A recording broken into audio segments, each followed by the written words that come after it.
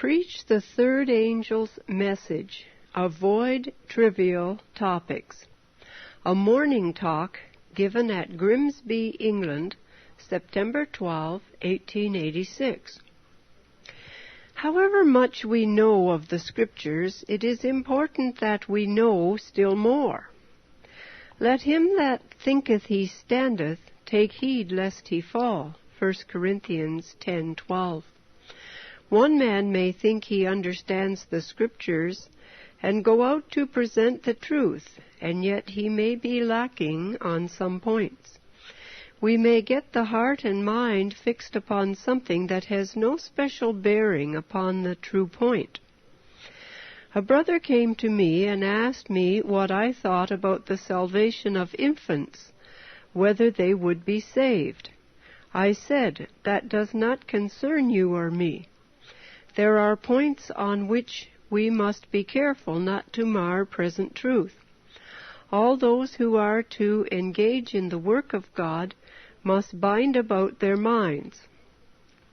There are those whose imagination is large, and they will be ever reaching out for something original.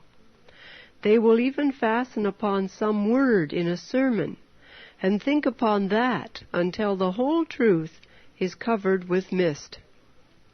Now we want to know what is essential for our work here.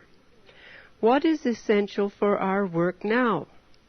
If any of you should be asked to give your opinion on some point, and you should not know just how to answer it, do not be ashamed to say you do not know. But you do know what we must do to be saved. When one came to Christ and asked what he must do to be saved, Jesus told him he must love God with all his heart, and with all his might, and with all his mind, and with all his soul, and his neighbor as himself. And these are the points we must keep before us: to love God supremely, and our neighbor as ourselves. There is a great work before us. Now there may be those who will inquire, what will be the sign of the coming of the Son of Man? And we may know what this is. We read that there will be signs in the sun, in the moon, and in the stars, and trouble in the nations. All these tell us that the end is near. The coming of the Lord is at the door. Well, we understand what being at the door means. When one stands at the door, all that remains for one to do is enter. Now, in regard to the coming of the Son of Man, this will not take place until after the mighty earthquake shakes the earth. After the people have heard the voice of God, they are in despair and trouble such as never was since there was a nation, and in this the people of God will suffer affliction. The clouds of heaven will clash, and there will be darkness. Then that voice comes from heaven, and the clouds begin to roll back like a scroll, and there is the bright, clear sign of the Son of Man. The children of God know what that cloud means. The sound of music is heard, and as the cloud nears, the graves are opened, and the dead are raised, and there are thousands of thousands and 10,000 times 10,000 of angels that compose that glory and encircle the Son of Man.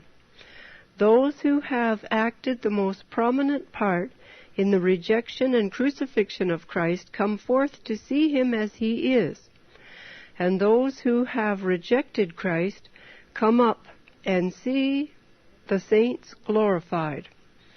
And it is at that time that the saints are changed in a moment, in the twinkling of an eye, and are caught up to meet their Lord in the air.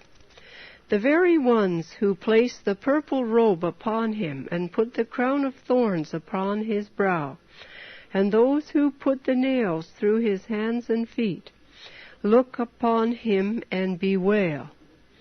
And this is the very sign of the coming of the Son of Man. Now I want to tell you, brethren, we must be careful not to fasten upon vagaries. We had a good brother whose mind was destroyed because of this. He would read page after page that would turn his mind off from the right point. The third angel's message is the all-important point. Do not let your mind turn to vagaries, but keep your eyes fixed upon the truth. What we want is to give a certain sound. The angel is giving a definite message. Sound the warning. And what does this mean? Why, it is the angel giving this message to men, and they are to take up this message and proclaim it to warn others. You want to open your minds, to gird up the loins of your mind, and hope to the end. You do not want to get many things upon the mind to take it away from the truth the angel is proclaiming. When the latter rain comes upon the people of God, you must have a preparation to press right on, because those whose vessels are clean, whose hands are free just when that latter rain comes, get the light that comes from on high, and their voices are lifted, every one, to proclaim the commandments of God and the testimony of Jesus Christ. Now there are many signs that will take place before the coming of the Son of Man. But when the white cloud is seen, this will be the sign of the coming of the Son of Man. There will be signs in the sun, moon, and stars, and the nations in perplexity. These all testify that Christ is coming, and he is revealed in the clouds with power and great glory. The sign seen in the setting sun and rising sun has nothing to do with the sign of the coming of the Son of Man. Now, brethren, you want to get hold of the pillars of your faith.